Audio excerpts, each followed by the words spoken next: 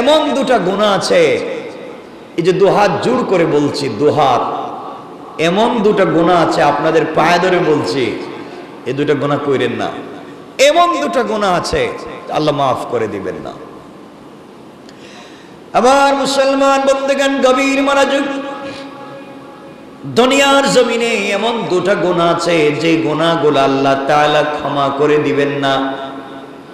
আপনি যত বড় বুজুর্গ হন না কেন, আপনি যত বড় আল্লাহওয়ালা হন না কেন, আপনি যদি দুনিয়ার জমিনে 1000 কোটি টাকা আল্লাহর রাস্তায় দান করে ইন্তেকাল করে থাকেন, মসজিদ মাদ্রাসা বানিয়ে যে থাকেন, 24টা ঘন্টা তাহাজ্জুদে কাটিয়ে দিয়ে থাকেন, হয়তো আল্লাহ তাআলা আপনার কিছুই কবুল করবেন না।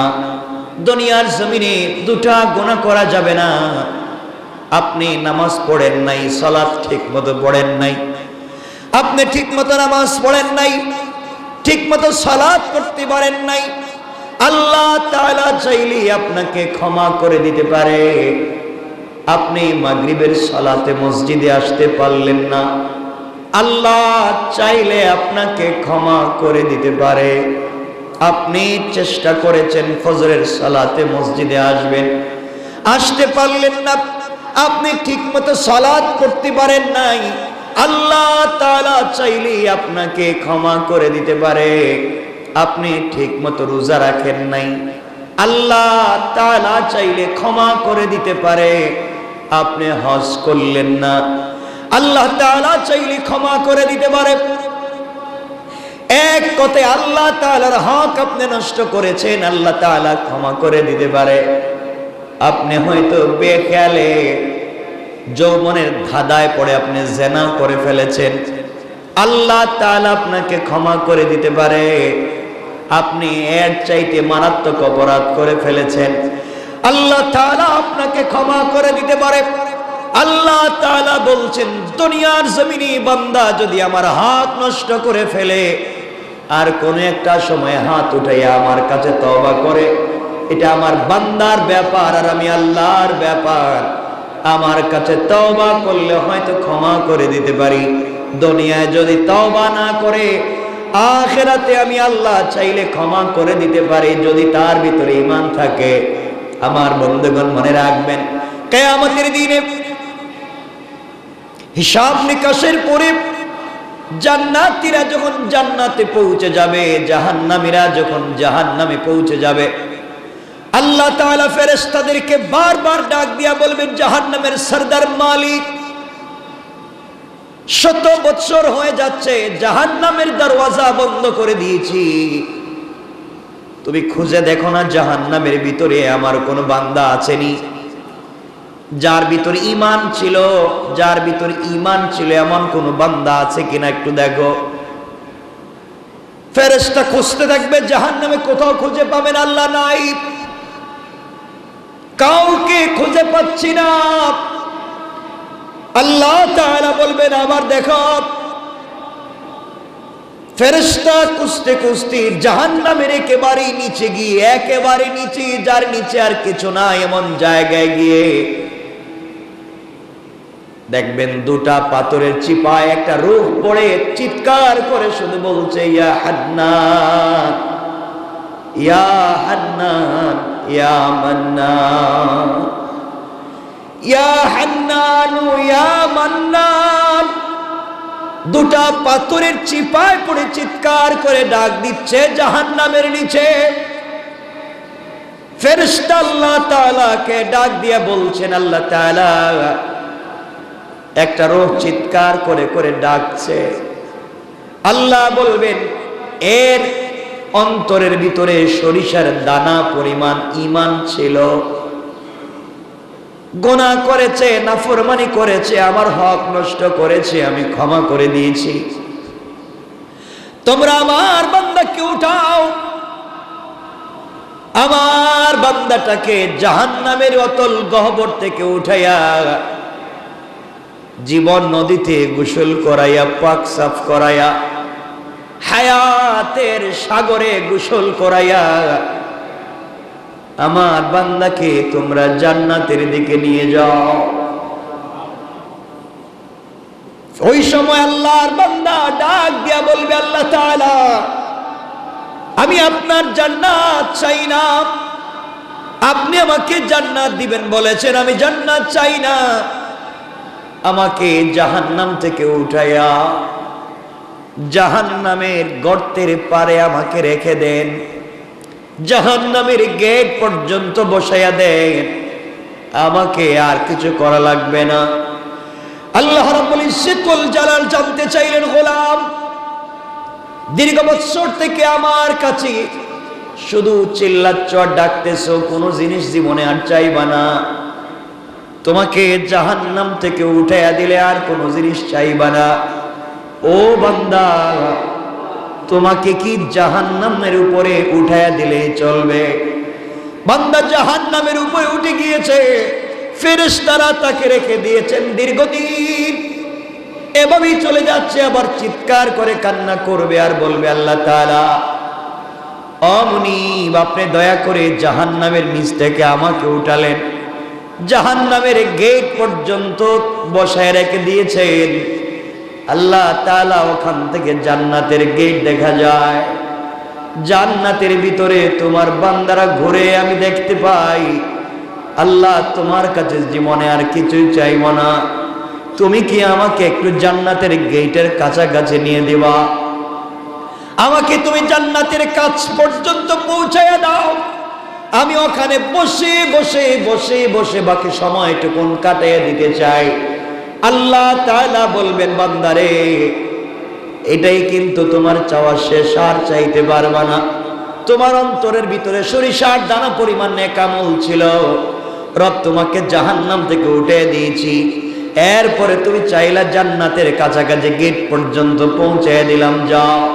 ওখানে থেকে পৌঁছে দেওয়া হলো, জান্নাতের গেট যখন খুলে দেওয়া হয়, জান্নাতের নিয়ামতের সুবাসগুলো তার বডিতে লাগে। আল্লাহু আকবার বলেন। তার বডিতে জান্নাতের সুবাস লাগতে থাকে, জান্নাতের নিয়ামতগুলো লেগে যায়। জান্নাতের ভিতরে তাকায়া দেখে তার কত বন্ধু দুনিয়ার জমিনে ঠিক মতো সালাত পড়েছে, সে ঠাট্টা বিদ্রুপ করেছে, সে তার পাশের দোকানি নামাজ পড়ার কারণে আজকে জান্নাতি।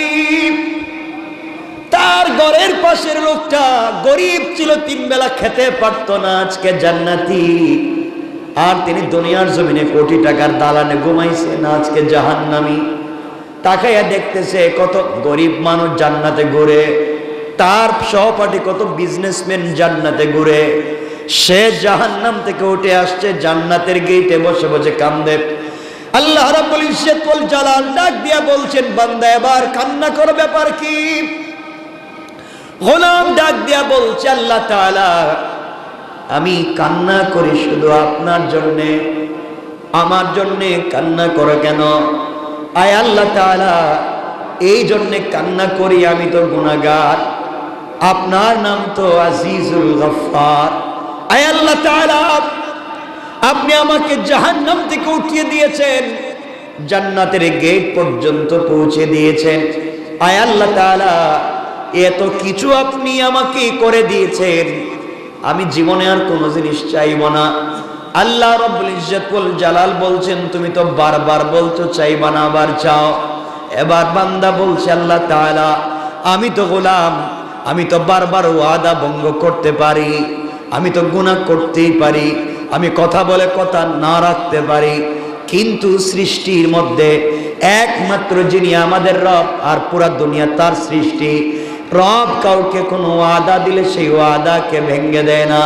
আল্লাহ, জান্নাত কত সুন্দর দেখা যায়, তোমার কাছে আমি জান্নাত চাই না, জান্নাতে বসবাস করার কথা বলি না, আমাকে একটা বার জান্নাতের ভিতরে দেখবার সুযোগ দাও, আমি জান্নাতের ভিতরে যাব, জান্নাত দেখে কথা দিলাম, ওয়াদা দিলাম বের হয়ে আসবো, যদি বের না হতে চাই আপনি ঘাট ধরে আমাকে বের করে দিবেন, আমাকে একটা বার ভিতরে ঢুকবার সুযোগ দেন।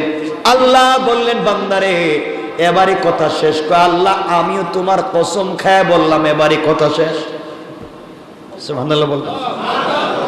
আল্লাহ বলেন, এবারে কথা শেষ, আর কোন জিনিস চাইতে পারবে না, ঢুকলেই বের হওয়া লাগবে। বান্দা বলছে, আল্লাহ, আমিও কথা দিলাম, এবার কথা বলা শেষ, আর কোনদিন চাইব না। আল্লাহ তাআলা বললেন যাও তুমি জান্নাত দেখে আসো। বান্দা জান্নাতের ভিতরে যখন প্রবেশ করেছে দৌড়াতে শুরু করেছে, দৌড়ায়। থামেন, আল্লাহ বলেন বান্দা থামো না কেন? তোমাকে না বলছিলাম তুমি টাইম শেষ হয়ে গেলে বের হয়ে যাবা? ও বান্দা, বের না হয়ে তুমি জান্নাতের ভিতরে দৌড়াও কেন? এবার বান্দা দাঁড়িয়ে গিয়েছে আর ডাক দিয়ে বলছে আল্লাহ আপনার সঙ্গে আমি কিছু কথা বলতে চাই। আল্লাহ বললেন কি কথা বলতে চাও বলো। আল্লাহ তাআলার কাছে বান্দা বলছে আল্লাহ আপনার কাছে আমি জানতে চাই আপনি যদি কাউকে কোনো জিনিস দান করেন তাহলে আপনি কি কোনোদিন ফিরিয়ে নিতে পারেন? আপনার কি কোনো জিনিসের কমতি আছে নাকি? আপনি কি এমন আল্লাহ আপনি কিন্তু কাউকে কিছু দিলে ফিরে আনেন? দুনিয়ার মানুষ কিছু দিলে ফিরিয়ে নিতে পারে, খোটা দিতে পারে। আপনি তো এমন আল্লাহ না কাউকে কোনো জিনিস দিলে ফিরিয়ে নিতে পারেন না। আপনি কোরআনে কারিমের ভিতরে বলেছেন কাউকে যদি আপনি জান্নাতে প্রবেশ করান আর জীবনে বের করবেন না। আমাকে যেহেতু ঢুকাইয়া দিয়েছেন, আপনি কেমনে আমাকে বের করতে চান? তাহলে তো আদা ঠিক থাকবে না। আল্লাহ রাব্বুল ইজ্জতুল জালালের রহমতের সাগরে জোশ উঠে গিয়েছে। আল্লাহ বললেন বান্দা তোমাকে বের করতে চাই না, তুমি বলো কেমন জান্নাত চাও? যেই জান্নাত চোখে দেখা যায় তার চাইতে 10 গুণ বড় জান্নাত তোমাকে দিতে চাই। আমি বুঝাতে চাইলাম দুনিয়ার জমিনে আপনি যত অন্যায় করেন না ফরমানি করেন, রব চাইলে ক্ষমা করে দিয়ে জান্নাত দিতে পারে। কিন্তু আল্লাহ বলেছেন বান্দা 2টা গুনাহ যদি কোনোভাবে করো আমি ক্ষমা করব না। 2 গুনাহ করলে আল্লাহ তাআলা বলেছেন ক্ষমা করবেন না, বাকি সব তিনি ক্ষমা করে দিতে পারেন। 1 নাম্বার গুনাহ হলো বান্দার হক। বান্দার হক যদি আপনি নষ্ট করেন, বান্দাকে যদি আপনি কোনোভাবে কষ্ট দেন, লেনদেন করেন, টাকা পয়সা মেরে খান, জায়গা জমিতে ভুলভাল দলিল করেন, কারো জায়গায় ইচ্ছা মতো দখল করেন, মানুষকে কষ্ট দেন, মানুষের রাস্তা বন্ধ করেন, সারাদিন চিন্তায় থাকেন কেমনে মানুষকে কষ্ট দিবেন, সারাদিন পরামর্শ করেন কেমনে অমুককে তমুককে কষ্ট দেওয়া যায়। দুনিয়ার জমিনে কোনোভাবে যদি আপনার কাছ থেকে সরিষার দানা পরিমাণ কোন বনিয়াদম কষ্ট পায়, আল্লাহ তাআলা বলছেন আমি ক্ষমা করব না। এই বিচার আমার কাছে নাই। সে বদলা যদি নিতে চায়, সে ক্ষমা না করা পর্যন্ত আমি তোমাকে ক্ষমা করব না। ও বান্দা, তুমি যদি 1000 কোটি টাকা দান করো, শত শত মসজিদ বানাইয়া দেও, 1000 বার আমার ঘর তওয়াফ করতে যাও, আর সরিষার দানা পরিমাণ বান্দার হক থাকে, আমি কিন্তু ক্ষমা করতে পারবো না। সুতরাং দুনিয়ার জমিন থেকে জান্নাত পর্যন্ত যেতে হলে 1 নম্বরে বান্দার হক থেকে নিজেকে বাঁচিয়ে রাখতে হবে। কথা বলেন না কেন?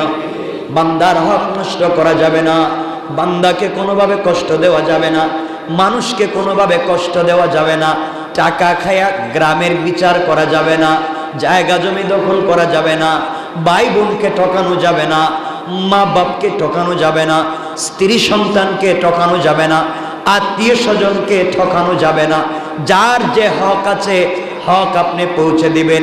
কারো উপকার করতে না পারেন ক্ষতি করতে যাবেন না, কারণ বান্দা আল্লাহ তাআলা বলে দিয়েছেন বান্দার যখন হক নষ্ট করা হয়, যে হক নষ্ট করে তার নাম জালেম, যার হক নষ্ট হয় তার নাম মাজলুম। আর আল্লাহ রাব্বুল ইজ্জত ওয়াল জালাল বলে দিয়েছেন কিয়ামতের দিন কোন জালেমের দিকে আমি তাকাবো না, কোন জালেমের কথাও শুনবো না, আর মাজলুম যে হবে তার হিসাব নিব না, বিনা হিসাবে জান্নাত দিতে চায়। সুবহানাল্লাহ, জোরে বলেন। এই জন্য দুনিয়ার জমিনে চলার পথে আমরা যদি ঠকে যাই, কেউ যদি আমাদেরকে কষ্ট দিয়ে থাকে, আমাদের হক নষ্ট করে থাকে, আমাদের জায়গা জমি দখল করে থাকে, আমাদের টাকা পয়সা মেরে খেয়ে থাকে, আমাদেরকে কষ্ট দিয়ে থাকে, সুযোগ থাকলে ক্ষমা করে দিবেন, হয়তো আল্লাহ আপনাকে বড় করে দিবেন। কিয়ামতের দিন হয়তো আপনি তাকে ক্ষমা করবেন না। আপনাকে যদি কেউ কষ্ট দেয় আর আপনি যদি মাজলুম হয়ে যান, গভীর রাত্রে হাত উঠে চোখ থেকে পানি ছেড়ে দেন। আল্লাহ রাব্বুল ইজ্জত ওয়াল জালাল বলেছেন কোন জিনিস দিয়া আমার তখত তৌসকে, আমার আরশে আজিমকে কাঁপানো যায় না, কিন্তু মাজলুমের চোখ থেকে 1 ফোঁটা পানি পড়ে গেলে আমার পুরা আরশ যেন কেঁপে যায়। এই জন্য এক নম্বর, কোনোভাবে কোনো কৌশলে কোনোভাবে বান্দার হক নষ্ট করা যাবে না। যার যত হক আছে, যার যত প্রাপ্য আছে তাকে পৌঁছে দেওয়া লাগবে ইনশাআল্লাহ। সবাই বললেন না? যার যে প্রাপ্য আছে পৌঁছে দিবেন, হক নষ্ট করবেন না। আপনি বড় মানুষ, আপনি এলাকার বড় মানুষ, আপনি বাড়ির বড় ভাই, আপনি জায়গা জমি নিজের নামে নামজারি করালেন, প্রিন্ট করালেন, দলিল করলেন, বুয়া বানালেন, আপনি জায়গা জমি দখল করলেন, সব বাড়িতে থাকবে, সব দুনিয়ায় থাকবে, আপনাকে কিয়ামতের দিন হিসাব দেওয়া লাগবে। এই জন্যে এগুলা সব ভুলে যান, মানুষকে কষ্ট দেওয়া যাবে না। আজকাল গ্রামগঞ্জে দেখবেন মানুষকে, বা ঢাকা শহরেও দেখবেন মানুষকে যারা কষ্ট দেয়, মানুষের হক যারা মেরে খায়, ইন্তেকালের সময় কিন্তু তাদের বহুত কষ্ট হয়। কথা বলো, এটা বহুত কষ্ট। মানুষের হক নষ্ট করলে মরার সময় কষ্ট হবে। তাহলে এক নাম্বার, বান্দার হক নষ্ট করা যাবে, বলেন না যাবে।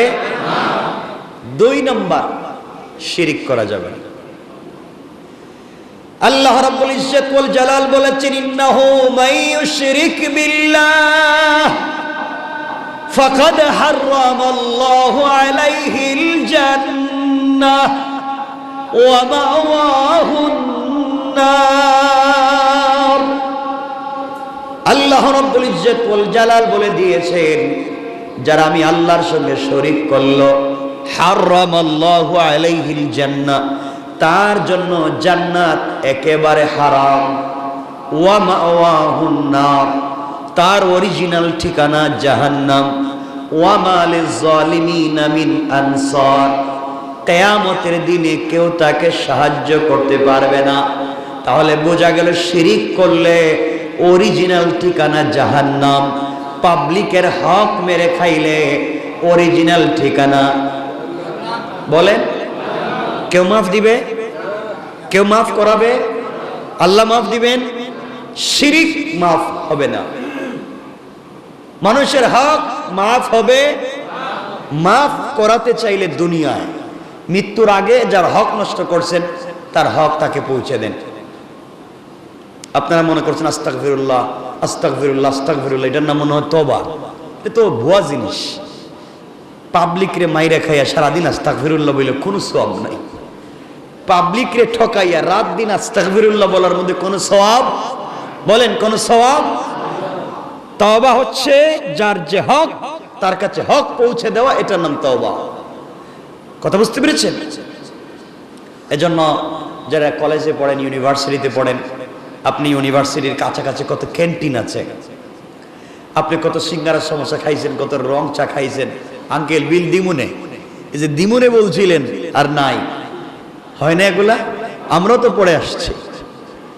বিকালে নাস্তার টাইমে চা খাইছেন দিমুনে, আগামী মাসে আব্বা টাকা পাঠাইলে কই?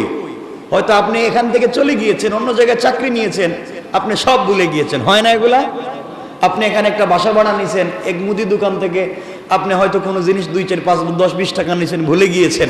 এই যে হক, মাফ হওয়ার কোনো সম্ভাবনা নাই, কোনো সম্ভাবনা নাই। খাতায় লেখা আছে কিয়ামতের দিন বাইর করে দিবেন, বলবেন ইকরা কিতাবাকা, পড়ো তোমার এই কিতাব, কাফা বিনাফসিকাল ইয়াওমা আলাইকা হাসিবা। যা করে আসছিলা পিছনে, এই যে দিলাম, পড়ে পড়ে দেখো ঠিক আছে নি। এখন ওই সিঙ্গারা সমোসার হিসাব দেওয়া লাগবে, ওই রংচার হিসাব দেওয়া লাগবে। এজন্যে আমরা এগুলো দেখবো। আমরা চাকরির সুবাদে বিভিন্ন জায়গায় বসি, আমরা ঋণ করি, আমরা টাকা পয়সা দোকান থেকে কিছু খাই, হয়তো টাকা দেই না। এরপরে দেখবেন রিক্সাওয়ালারে আমরা ভাঙতি দেওয়ার সময় বলি, ভাই এই টাকাটা নেন, 2 টাকা ভাঙতি নেই, অন্য দিন। আচ্ছা, অন্য দিন কি রিক্সাওয়ালারে পাওয়ার সম্ভাবনা আছে? তো বলেন তো, আপনারা তো বলেনি যে অন্য দিন যদি দিমুনে বাড়াইয়া, বলেন না কথাগুলো অনেকে? অন্য দিন দিবেন বাড়াইয়া, তো অন্য দিন পাইলে না এলে দিবেন। এটা করবেন না। পাবলিকের হক বড় সেনসিটিভ ব্যাপার। কোনো তাহাজ্জুদে কাজ হবে না, কোনো সাজদায় কাজ হবে না, কোনোভাবেই কাজ হবে না। এগুলো মাফ নিতে হয়। এজন্য আল্লাহর ওয়াস্তে আমরা কোনোভাবেই বান্দার হক নষ্ট করব, সবাই বলেন না, নষ্ট করব। শিরিক করব, এই দুইটা জিনিস মাথায় রাখবেন। আল্লাহর রাসূল বলছেন তোমরা আমাকে দুই জিনিসের গ্যারান্টি দাও। এই হাদিসে আল্লাহর রাসূল বলছেন তোমরা আমাকে দুই জিনিসের গ্যারান্টি দাও।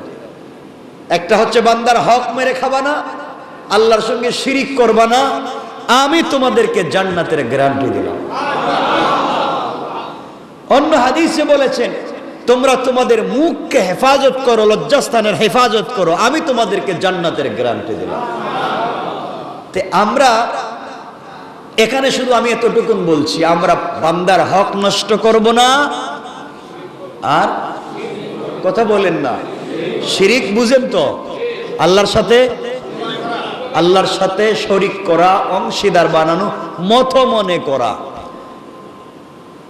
আমরা এগুলো করব না। দোকান না খুললে পেট চলবে না, ছেলে বিদেশ থেকে টাকা না পাঠালে আমার চলবে না। ছেলে যখন বিদেশে ছিল না চলতো না আপনার, কথা বলেন না কেন? দোকান যখন বন্ধ ছিল চলে নাই আপনার। এই ছোটখাটো কথাও শিরিক হয়ে যায়, মানে রাখবেন এগুলার থেকেও আমাকে বাঁচতে হবে। শিরিক ফি জাত, শিরিক ফি সিফাত, শিরিক ফিল আমাল, আমলি শিরিক থেকে বাঁচতে হবে, জাতি শিরিক থেকে বাঁচতে হবে, সিফাতে শিরিক থেকে বাঁচতে হবে ইনশাআল্লাহ। কয় জিনিস? আজকের পুরো আলোচনা থেকে আমরা বাঁচবো কয় জিনিস থেকে? এক, বান্দার নষ্ট করা যাবে। দুই, শিরিক করা যাবে। আপনি নামাজ পড়েননি, আল্লাহর কাছে জবাব দিবেন। রোজা রাখেননি, আল্লাহর কাছে জবাব দিবেন। হজ করেননি, আল্লাহর কাছে জবাব দিবেন। আল্লাহ চাইলে ক্ষমা তো করে দিতে পারেন। একজন রোজা রাখে নাই, হজ করে নাই, যাকাত দেয় নাই, কুরবানি করে নাই, কিচ্ছু করে নাই, কিন্তু মরার আগে হয়তো এমন ছোট এক সেকেন্ডের কোন একটা আমল করছে, আল্লাহর কাছে এটা ভাল লাগছে, এই আমলটুকু আল্লাহর কাছে ভাল লাগছে, আল্লাহ তার জিন্দগির পুরো আমল নামার গুনাহকে মিটাইয়া দিবে। ইল্লা শিরিক করলে ওটা থাকবে, ওটা মিটবে না। পাবলিকের হক নষ্ট করলে ওটা থাকবে, ওটা মিটবে না। এজন্য আমরা এই দুই জিনিস থেকে নিজেকে বাঁচাবো। সবাই বলেন ইনশাআল্লাহ। আল্লাহ আমাদের কবুল